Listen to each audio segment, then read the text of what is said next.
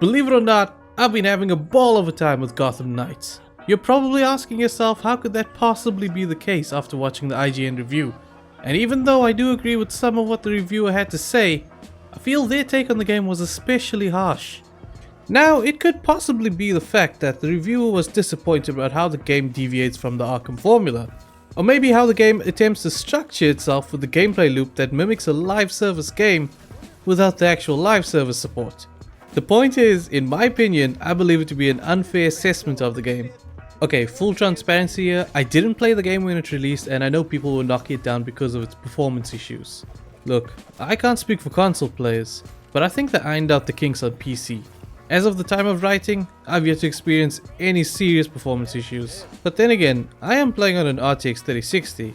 Also, I think it is important to note that I haven't played any of the previous Arkham games, but I have seen my fair share of them, as my brother played all of them multiple times and holds them in high regard as the best action hero games, next to the recent Spider-Man games. This key factor, having not played the previous games, is why I think I'm able to enjoy this one. You see, most people who played the Arkham games will come into this one expecting a carefully curated experience. That's something Rocksteady done so well in the previous titles. Apart from a few questionable design choices. I'm looking at you, Arkham Knight. So when Warner Brothers steps into the picture and throws their hat in the ring, it's obviously going to come with some changes. And to be frank, Warner Brothers has been making some terrible business decisions in the gaming division lately. But let's not open that can of worms right now. Though I will say, why patent the Nemesis system if you're just gonna sit in it for a decade? Such a waste of gameplay potential. But yeah, if you came into this one expecting more of the same, you were sorely disappointed by the hard turn the game takes. Shockwave! But that's where players such as myself come in. People that have had no interactions with the games prior to Gotham Knights. We are essentially clean slates in this regard, open to Warner Brothers' take on the Rocksteady formula. And while the game is definitely a huge departure from the Rocksteady formula, I don't believe it's a bad game as many reviewers would have you believe. In fact, I would go so far to say it's actually a really good game. But funny enough, it wasn't immediately apparent to me. Oh, slap! Watch me do my slow-mo. You good there? Did you interrogate anyone? Shit! You see, at the get-go, you are asked to choose between 4 characters. These being Batgirl, Angry Robin, Older Robin, or Current Robin. I decided to go with Older Robin initially, a decision made purely through process of elimination, as I had no desire to play the hacker, the ninja, or the shooter in a beat-em-up game. I've always preferred the up-in-your-face type playstyle and Nightwing seemed to fit that role. Starting with my first patrol as Nightwing, I realized a fantasy I never knew I had. That is zipping around Gotham City brutalizing criminals with akimbo nightsticks. I'm usually not big on superhero stuff, but this game leads me to believe that I'm missing out on some prime Spider-Man video games. So after a rather lengthy tutorial, I finally unlocked the ability to play co-op. And this is where the game truly shines. As someone who prefers to play their game solo, this is one that I highly recommend if you have a buddy in mind to join you. Because fishing on your own might seem dull and monotonous, but having a buddy there to shoot the shit with you can take the most tedious activity and turn it into a memory that you look back on with a smile. Nightwing, I don't want any trouble. Hold on, this guy wants trouble. Get out of here, criminal scum. Criminal scum! Get the fuck out of here. Good luck. Zah! Who said good luck? Did you have something to say to me, citizen? Get him! Criminal combat scum! Where are they? Where are they? Rachel! Rachel! Rachel! Who's trying to honk at me? Get the fuck out of here! Good job, give me a high five. How do I give you a high five? How did you do emotes? How do you do emotes? Where the fuck you going, bro? You press the left button. Now you may have noticed at some point during that montage I made the switch to Robin and ended up actually finishing the game as him. I found Nightwing to be a bit slow. Don't get me wrong, I love the flashy moveset, but something about the timing of his attacks always felt a bit off, almost lagging behind the taps of my inputs. So when I tried out Robin's bow staff, I found it to be a better fit and more in tune with my attack rhythm. Also, of all the Ninja Turtles, Donatello has always been my boy. So who knows, maybe deep down that's the real reason I took more to Robin. All I know is, once I found the character that suited my playstyle, I was definitely more invested in the game's combat system. Same goes for my brother once he settled on Batgirl. By the way, that's not the only time we're going to refer to the Teenage Mutant Ninja Turtles, but more on that later. Also, you may be asking, I thought you don't care for the stealth type character. And the simple answer to that is, what stealth? Unless the mission necessitated stealth, such as the bomb defusal missions, we charged into every encounter head on, plowing through enemies as fast as we could.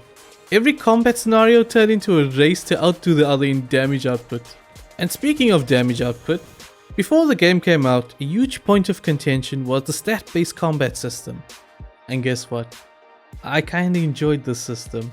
I know people feared they would run into a grunt that was like 10 levels above them and knock them out in one hit. I'm pleased to report that this never happened at any point from the start of the game to the end. Let me just give you a quick breakdown of the system. So the way it works, your character has levels that increase as you gain XP.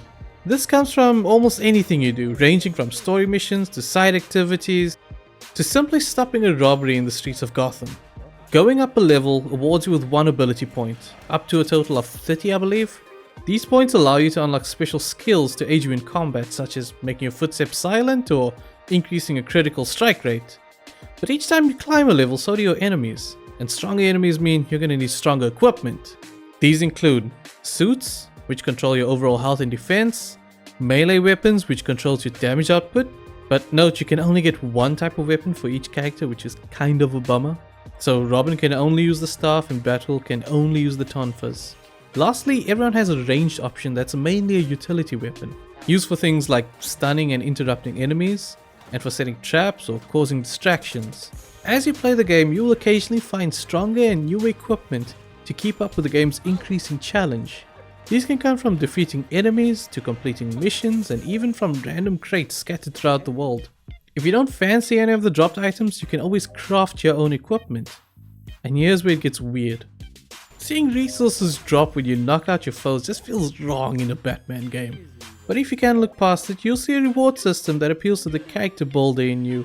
If you enjoyed scavenging for loot in games like Borderlands, Neo, or Outriders, yeah, remember that one? I do. Then I'm positive you'll enjoy tinkering with the loadouts.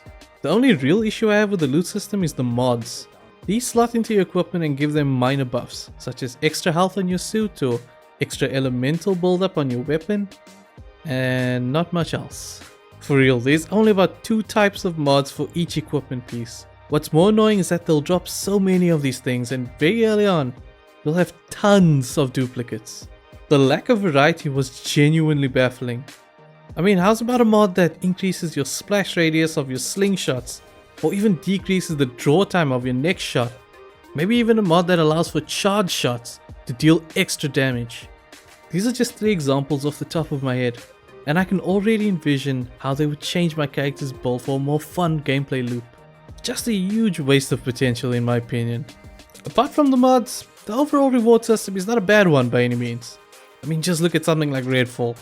It had a loop that I would argue lacked any fun or satisfaction. At least in Gotham Knights, there were points where I'd unlock powerful gear and I was eager to try it out in the next combat encounter. A feeling I never felt in Redfall. So while not the most impressive implementation of this kind of loot system, it was good enough to keep me hooked for the 12 or so hours it took me to complete the game.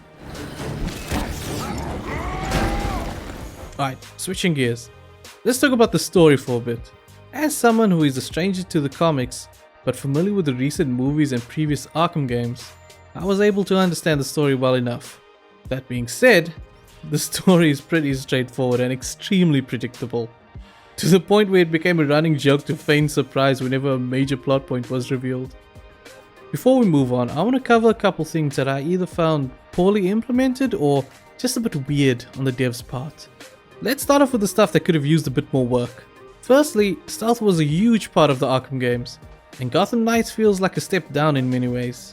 There were so many times we would arrive at a new combat arena and we would attempt to clear the room stealthily, but more often than not, a press of the takedown button, which by the way doubles as a quick throw button, will trigger the wrong action and break stealth. Bitch! Oh my god, dude! Also, I feel like there's fewer options in stealth situations compared to the Arkham games, like destructible walls and vents that you could perform takedowns from. On the other hand, getting into open combat was always the more fun approach. Stealth is boring though. Yeah, it's pretty boring. I want action.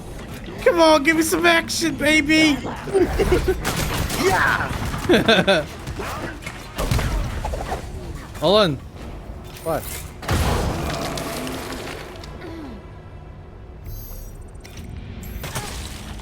Bitch.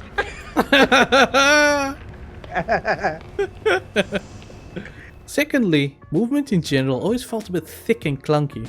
From the way it feels when trying to position yourself to press the interact button, to how unintuitive the grapple can sometimes feel when zipping around Gotham, often locking onto the wrong thing. You know, this bothers me. What's that? Sometimes I'm standing by the desk and he just refuses to climb over it. Desk. Yeah. Like stuff like this, like small obstacles. Why is he not climbing over it? Because there's stuff on the desk, oh? So, knock it over, what the fuck, dude? No, we can't vandalize. Oh, that's so lame. On to some of the weirder choices made by the game devs. Starting with this ray of sunshine. Whichever place this huge woman comes from, there seems to be a surplus of freakishly large Elvis impersonating pimp ladies over there. To be clear, I believe the heavy enemies from the other factions also have only one character model, but they all have masks on, so you're less likely to notice a recurring character model. Seeing her every time just highlighted the lack of variety in enemy models.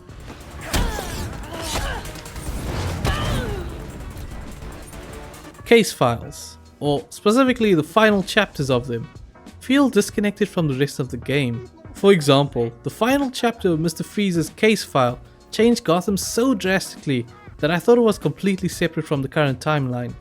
After the mission though, the world would revert back to its former self.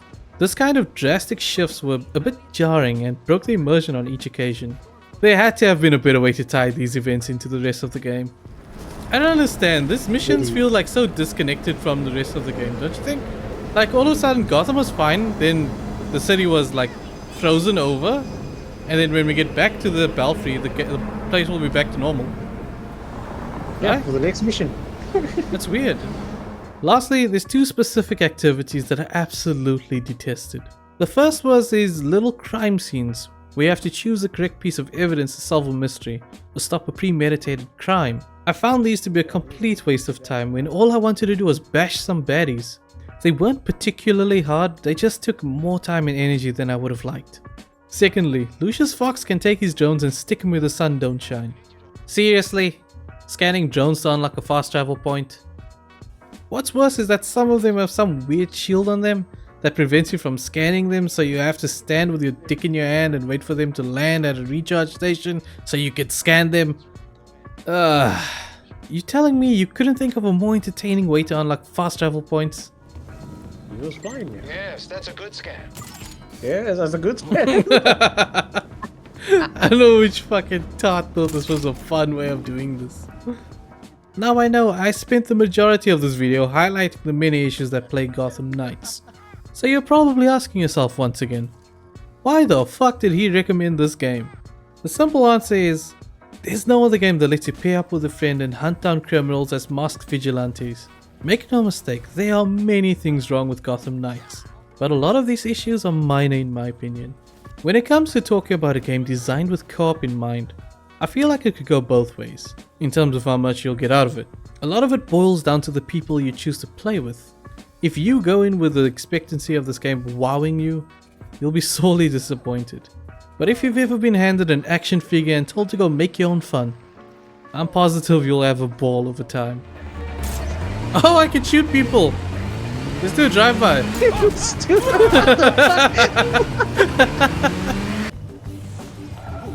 Nah, you bitch!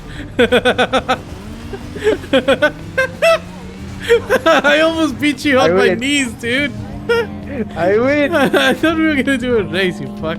Nice moves. No. You've been practicing. Nice moves. Yeah, I've been practicing. I can't help it, dude. Your character sounds annoying. Lastly, I promised you we would get back to the Ninja Turtles. And some of you already know where this is headed. But let me spell it out for you. All the while I played the staff-wielding Robin, in my own headcanon I was playing Donatello, and couldn't shake the feeling that this could have been a banger TMNT game. I mean, Robin was a perfect fit for Donnie. Nightwing could have been Leo. Red would always make a great Michelangelo. Just kidding. Obviously a perfect fit for Raphael. And Batgirl could be Mikey, maybe with a bit of a personality shift. Think about it. Instead of returning to the Belfry after every patrol, we retreat to the sewers. Alfred is already a kind of Master Splinter type figure, and Gotham kinda already looks like New York City. Just swap out Mr. Freeze and Clayface for Bebop and Rocksteady. Now you've got what could have been the best modern Teenage Mutant Ninja Turtles game. And it kinda makes me wonder, if this was the case, would it get 8s and 9s instead of 5s and 6s? Just a thought. Alright guys, that is all she wrote, or all I wrote. I want to thank you if you made it this far, and let me know in the comments, like, if you've played Gotham Knights, what's your take on it? Also, if you're thinking about playing it now after this review, I don't know, maybe I convinced some of you. And let me know what you think of the Ninja Turtles comparison. Like, before I played this game, it never crossed my mind that I want a Ninja Turtles game like set in this style, but after playing it, there's nothing more that I want, or nothing more I want than to play that game. If you made it this far, I would ask that you please drop a like on this video. It obviously helps me, it helps me push this video further. Thank you for watching once again, and I'll see you in the next one. Bye bye.